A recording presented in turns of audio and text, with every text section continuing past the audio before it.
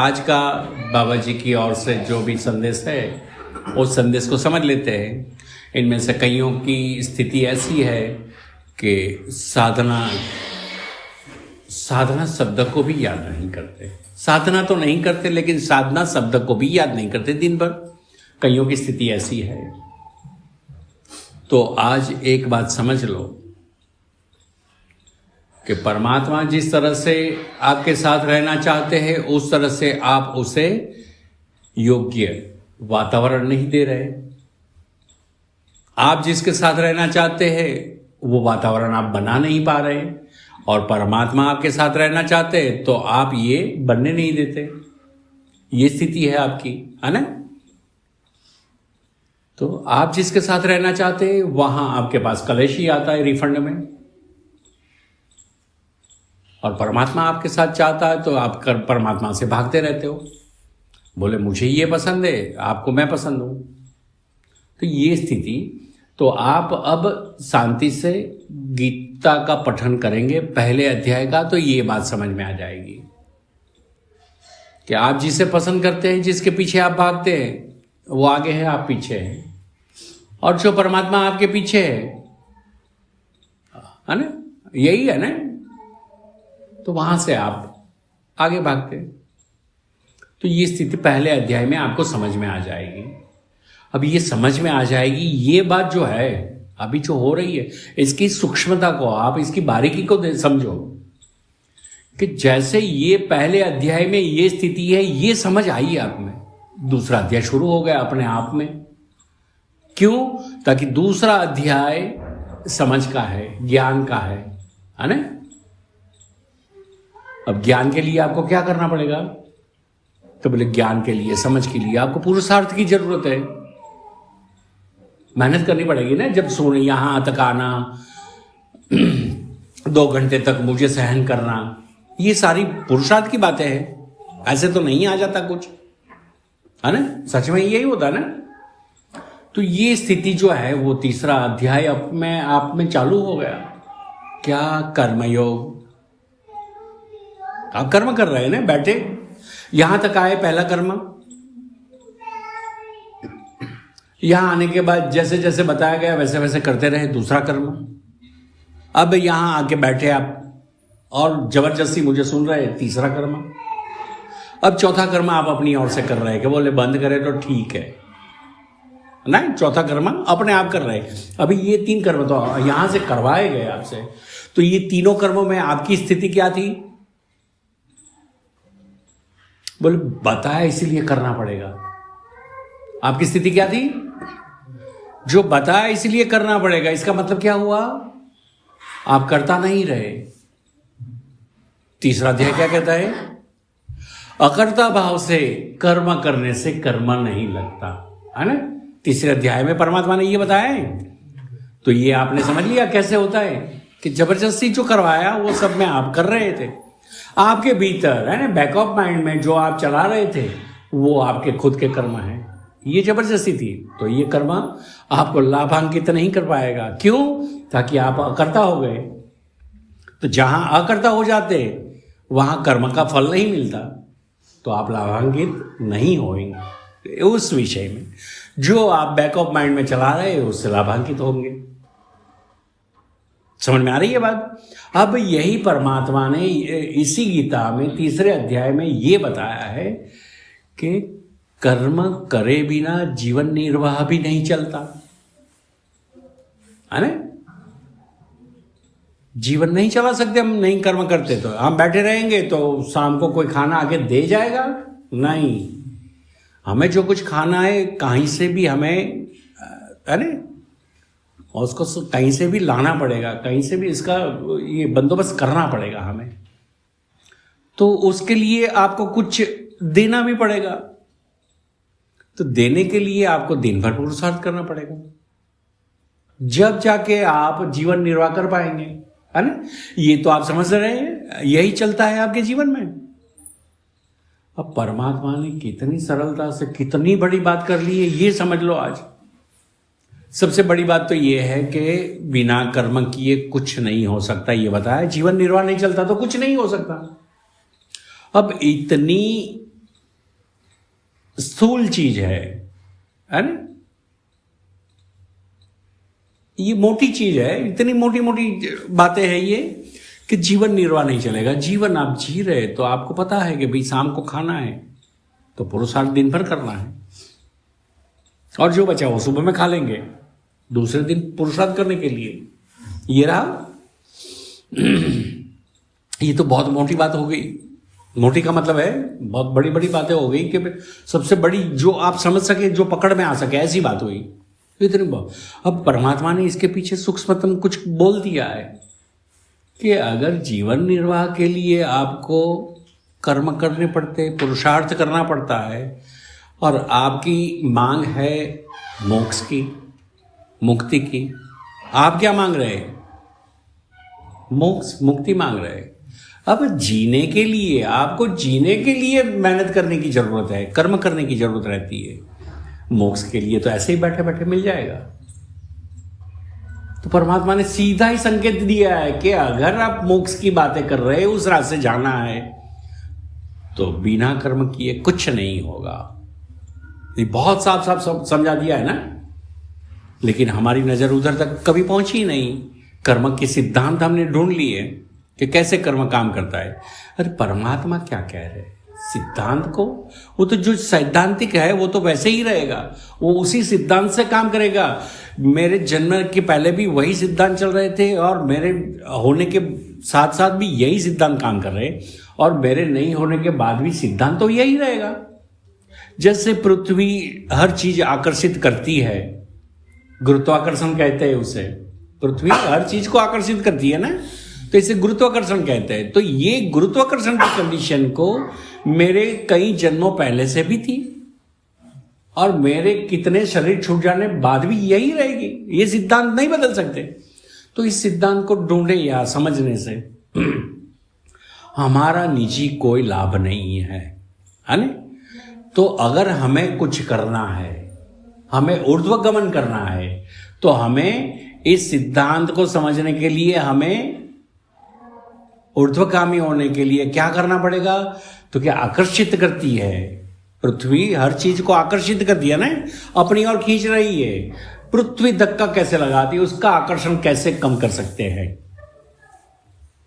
हमारा प्रथम कर्तव्य क्या रहेगा कि इस पृथ्वी का मतलब समझते हो ना, हमारे शरीर में जो 5 तत्वों में जो प्रधान तत्व है पृथ्वी है, मोटी मोटी बातें हैं, तो उस पृथ्वी का आकर्षण छोड़ना है ना?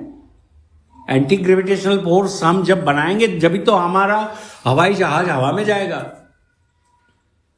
हवाई जहाज ऐसे ही तो नहीं जाएगा, कुछ तो फोर्स लगाना पड़ेगा आपको। तो इतनी मेहनत करनी है, भीतर से उठना है। अंदर में कोई ना तो रनवे है, कुछ नहीं। और अगर रनवे भगवान ने दिया भी होगा आपको, अपना निजी हवाई जहाज को उठाने के लिए भगवान ने अगर रनवे दिया भी होगा, तो उसकी भी हमने आज तक मावजत नहीं की, इसीलिए उसमें भी पेड़ पौधे निकल आए होंगे। अपने कर्मों के सारे सिद्धांत वहीं काम करना शुरू कर दिया होगा, आपका रनवे रोक के बैठा होगा, है ना? यही स्थिति होगी ना। तो परमात्मा ने क्या कहा कि भाई आपको कर्म तो करने पड़ेंगे। तो ये छोटी चीज के लिए इतने सारे कर्म, आप एक जिंदगी खत्म हो जाती है आपके, है ना? आपका पुरुषार्थ खत्म नहीं होता। और आप जब पुरुषार्थ नहीं कर सकते तो परिवार वाले बाहर निकाल देते हैं। ये भी इतना ही सच है, इसमें कोई छुपने वाली बात नहीं है, छुपाने वाली बात नहीं है कि जैसे आप पुरुषार्थ करना छोड़ देते तो परिवार वाले हल्के से आपको बाहर निकाल देते हैं। तो आप में से कईयों के अनुभव होंगे कि किसी बुजुर्ग के तबीयत पूछने के लिए कभी कहीं गए होंगे, तो वो बाहर में मिलेंगे, अंदर भीतर कोई नहीं रखता ना। उसके रूम का कोई और उपयोग शुरू हो गया, वो बाहर में मिलेंगे आपको। हर जगह देखो, आप किसी बी को देखो, तो जो चीज काम में नहीं आती वो बाहर में निकल जाती है। कर्म का सिद्धांत है। जो चीज इकट्ठी करके रखी है वो वैसे ही आपको रिफंड करेगी, है ना? आपने जैसे कंचन खरीद के रखा है, अब उस कंचन की परिस्थिति क्या, तो बोले 10 साल पहले लिया था, बोले 10 साल पहले क्या भाव था, तो बोले 15 रुपए। ठीक है, अब 10 साल बाद क्या है, तो बोले 150 रुपए। आपने कंचन खरीदा, ला के रख दिया, कर्मा हो गया आपका, उस दिन सुविधा थी। आज क्या हो गया, तो बोले 100 गुने हो गए। तो हर कर्म का यही खेल है। जब आप कर पाते हो तब हरि स्मरण कर लो, परमात्मा का स्मरण कर लो, जब जैसे फुर्सत, ताकि कर्तव्य से चलना है आपको। और आप कर्तव्य कर्म में चलते हो तो कुछ न कुछ कहीं ना कहीं तो फंसने की बात आएगी। तो वो बात से अगर आपको छूटना है तो आपको सरलता से ये समझ लेना है कि जब जब जहां जहां जितना जितना टाइम मिले हरि स्मरण कर ले। हरि स्मरण करने से क्या है, कुछ न कुछ तो कंचन का है, आप कंचन की खरीदी कर सकते हैं। कंचन का मतलब जानते हैं ना आप? कंचन मतलब स्वर्ण, सोना। तो सोना ऐसे ही नहीं मिल रहा है, बहुत महंगी चीज है ना। इस पृथ्वी की सामान्य मनुष्य के लिए सबसे महंगी धातु है। तो ये कंचन समान है हरि स्मरण। आप जो मंत्र करें इससे कोई मतलब नहीं, लेकिन हरि के करीब पहुंचने का रास्ता ढूंढ लें, ताकि वो भी तो कर्म है और उसी कर्म से आपको वहां तक पहुंचना है। तो बहुत सीधी बात है कि आपको 2 4 6 दिन जीना है तो आपको भोजन की जरूरत रहेगी। भोजन चाहिए तो मेहनत की जरूरत रहेगी। अब सीक्वेंस समझ में आ गई, ये सिद्धांत समझ में आ गया कि आज जो किया आपको कहीं ना कहीं रिफंड में आएगा, कुछ ना कुछ, है ना। तो आज आप ऐसी भौतिक भागा दौड़ी में रहेंगे, टाइम तो बीच में रहता है, हर किसी के पास टाइम रहता है। हर अपना टाइम खुद का होता है। उस टाइम में क्या करता है, वही बस जो जानना चाहता है वो उस टाइम का उपयोग करना शुरू करेगा।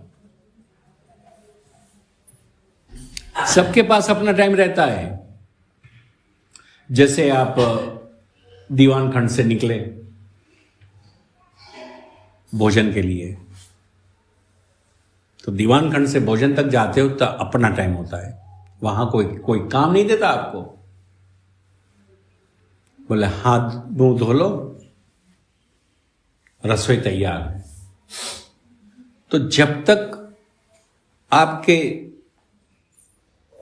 थाली में परोसा नहीं जाता तब तक आपको कोई बुलाता नहीं, सब अपने काम में लगे होते। ये टाइम आपका है। ऐसी छोटी छोटी जगह मिल जाएगी आपको, है ना। दफ्तर में जाते हो, एक ऑफिस से दूसरी ऑफिस में जा रहे हो, एक कैबिन से दूसरे कैबिन में जा रहे हो, या कुछ भी है, तो ये रास्ता जो है वो रास्ते का टाइम आपका है, अपना टाइम है। उस टाइम में आप क्या करते हो, बोले कौन कौन आया ऑफिस में, क्या कर रहे हो, वो दोनों क्या कर रहे हैं, बस ये करते आए हैं। इसके बजाय इसका उपयोग करना शुरू करो। आप घर से निकलते हो ऑफिस तक, कोई काम नहीं है आपके पास, है? आप अपना वाहन अरे चला के आप जा रहे, तो आपके पास वाहन चलाने के अलावा कोई काम नहीं है। तो आप रास्ते में कितने काम ढूंढते हो। जिसकी जो स्थिति, जिसकी जो पोजीशन, उस पोजीशन के आधार से, है ना, रास्ते में काम ढूंढना शुरू कर देते हैं। रास्ते में बिन जरूरी हम 2 4 6 फोन कर लेंगे, मतलब मैं इतने पहुंचा हूं, आप आइए जल्दी, ये करना है वो करना है। अरे उधर जाके करना ही है, और अगले वाला भी हाँ भरेगा, आएगा तो वही टाइम पे, वो भी तो अपने घर से निकला है। और हम इसी में, है, उत्पाद के साथ, बहुत उत्पाद के साथ हम बैठते, रास्ते में भी उत्पाद रहता है। तो जो टाइम आपका है उसमें भी आप उत्पाद मिश्रित कर देंगे, तो उस मिश्रण को फिर आप जब तक जीते हो तब तक उसे भोगना पड़ेगा। तो आप अपने टाइम को समझना, है ना, और अपने टाइम को समझ के इसका उपयोग करना, ये सीख ले। मंत्र कोई भी है, आप मंत्र से मतलब नहीं रखे, हरिस्मरण करना है। स्मरण से, बिना स्मरण कुछ नहीं, पहला कर्म आपका स्मरण होगा। अब आप चलते फिरते स्मरण कर रहे हैं, तो हल्के हल्के अंदर में स्मरण अपने आप चलने लगेगा। फिर आप बैठ के करेंगे। यहां से करना शुरू हुआ। मोक्ष का पहला कदम ये है कि आप बैठना सीखे। साधना नहीं करनी है हमें कभी, अभी पहले बैठना सीखे। ऐसा होगा ना। तो ये तीसरा अध्याय इतना बड़ा परमात्मा ने इतना बड़ा वो दिया हुआ है कि जिसके रहते हुए आप जितने भी जन्म मिले, हर जन्म में आप मोक्ष को पा सकते हैं। मुक्ति के बाद जन्म नहीं होगा, एक दूसरी बात है। मोक्ष के बाद आप इच्छा करते हो इतनी बार जन्म, अगर जन्म नहीं होता तो इतने अवतार नहीं होते। है तो कुछ वो क्या है क्या नहीं, वो कहीं और जगह समझेंगे। आज का कुछ है ना, तो हम दर्शन की ओर चलते हैं आज से, है ना। आज के इस पावन अवसर पर हम यहाँ सब बैठे हुए हैं, तो हम दर्शन की ओर चलेंगे कि हम क्या कर रहे हैं, खुद को तो देखें। ये भी तो आपका कर्म रहेगा कि हम क्या कर रहे हैं, खुद को देखें। तो जब भी हम बैठते हैं, अब ऐसे चलते फिरते आपको जो विचार नहीं आते, जैसे ही आप स्मरण करना शुरू करेंगे वही विचार आ जाएंगे। दौड़ा दौड़ आ गई, है ना। फिर उसी में उलझन, और उसी उलझन में उलझे रहते हम। फिर लोगों से हमारा व्यवहार बदल जाता है, तो वो भी तो अलग से कर्म हो गए आपके। तो जो बड़ी सोच रखते हैं अच्छी बात है, बड़ी बातें करते हैं अच्छी बात है, लेकिन उस बड़ी सोच और बड़ी बातों के साथ साथ बड़े कदम भी तो उठाने पड़ेंगे। तो सबसे पहली बात यह है कि उठना पड़ेगा कदम उठाने के लिए। तो यहां आप सूक्ष्मतम देखें तो पता चले कहां है आप। आपको अपनी जगह मिल गई तो आपको कहां जाना है ये तब पता चलेगा, कितनी यात्रा बाकी है। देखो, आप हजारों लाखों रुपए कमा के बैठे हैं, तो ये तो आपका भूत हो गया, आपका पास हो गया। कल रात को मैंने गिनती की थी तो मेरे पास 2,25,000 थे, ये पास हो गया, कल रात की बात है। आज मेरे पास और 75,000 आने वाले, ये शाम की बात है, तो ये भविष्य हो गया। अब शाम को आ भी गए, दूसरे दिन भी सुबह में यही, कल मेरे पास 3 लाख रुपए थे, कल की बात हो गई। जो कुछ भी आप पा लेते हो वो पास्ट हो जाता है, और जिसके पीछे, जो सपने देख के जिसके पीछे आप भागते रहते हो, वो सारे भविष्य है आपके। है ऐसा ही। तो जब दोनों के बीच वाला हिस्सा जो है, एक काम से दूसरे काम के बीच वाला हिस्सा जो है, वही वर्तमान है, और उसी वर्तमान में आपको हरिस्मरण करना है। जब कुछ नहीं करते तब हरिस्मरण करना है, वही वर्तमान है। और वर्तमान को पकड़ लिया तो सारी चीजें आपके हाथ लग जाएगी।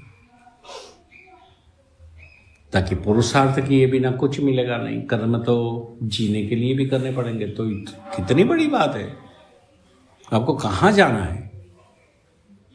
अब तो बड़ी बातें करते हैं हम, तो मोक्ष पर परमात्मा के चरणों में बैठना है। अब परमात्मा में मिलना भी तो चाहिए, तो मिलने के लिए ढूंढना भी पड़ेगा। तो पहले तो परमात्मा कौन है ये पता करना पड़ेगा। तो ये सब मेहनत के काम है ना, तो यही मेहनत करनी है। कर्म किए बिना कुछ नहीं मिलेगा। जो आप काम नहीं करते तो भोजन नहीं मिलता, ये पक्का है ना। तो वो भोजन भी क्या काम का, जो रोज भोजन करने के लिए काम करना पड़े, वो भोजन भी क्या काम का।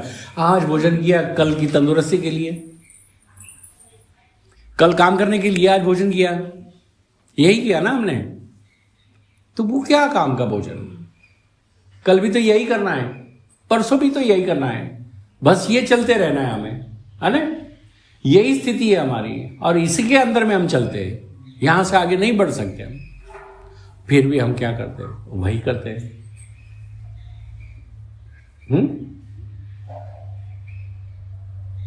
वर्तमान को पकड़ लो, हर स्मरण के साथ चलते रहो, तो कहीं ना कहीं से तो आपके साथ लग जाएंगे, परमात्मा साथ लग जाएंगे, फिर आपको भी पता नहीं चलेगा क्या हो रहा है क्या नहीं हो रहा है।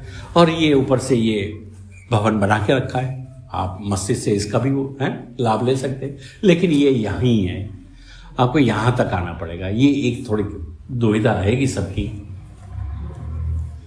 तो ये यहीं रहेगा, आपके घर में ये नहीं भिजवा सकता है ना, तो आपको यहीं आना पड़ेगा।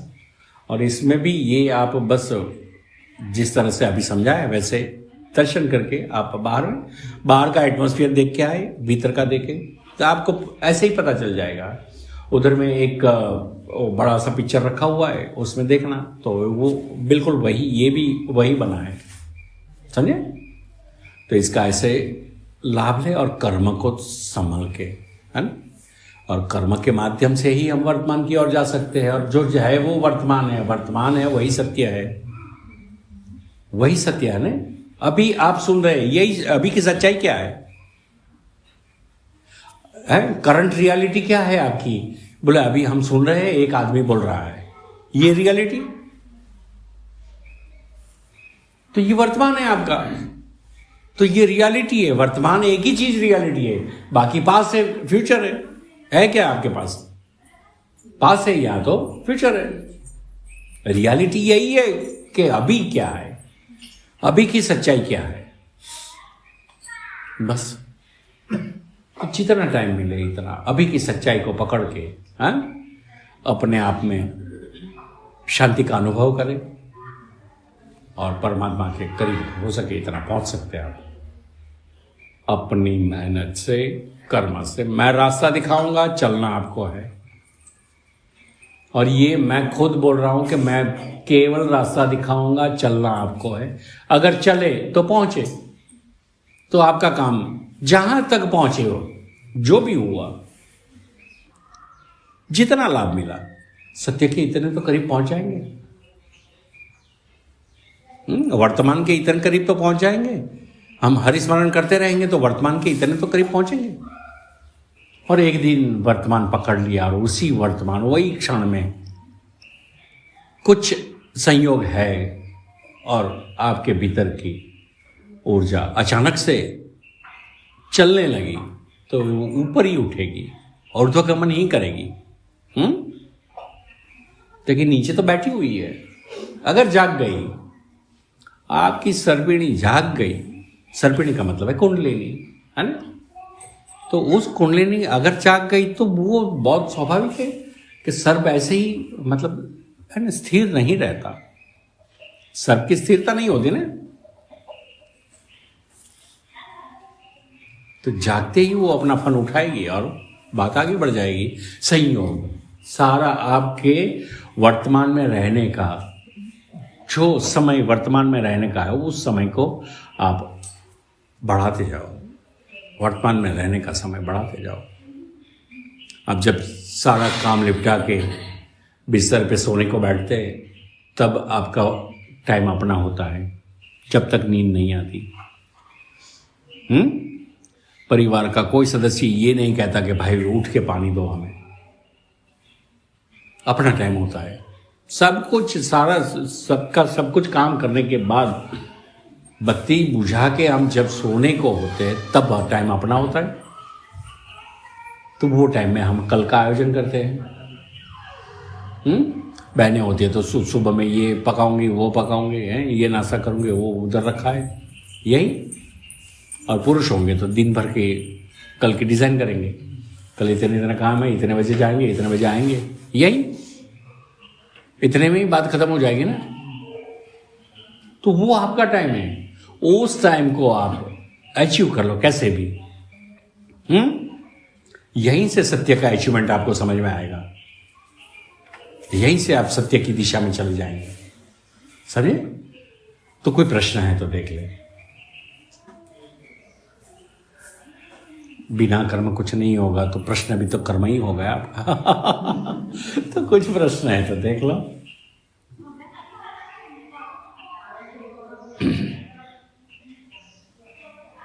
है किसी का कोई प्रश्न? तो मैं एक दृढ़ता पे पहुंचा हुआ हूँ। एक मैं इस दृढ़तापूर्वक कह सकता हूँ कि ये सारे संत हो जाएंगे कल को। किसी का कोई प्रश्न ही नहीं, इस बात सब समझ गए। कल के सारे संत है ना, समकालीन संत एक साथ इतने 50-100 तो ऐसे ही निकल जाएंगे। ठीक है, तो यहां विराम करते हैं। शब्द और ऊर्जा को विराम देते हुए जय गुरुदेव, जय गुरुदेव।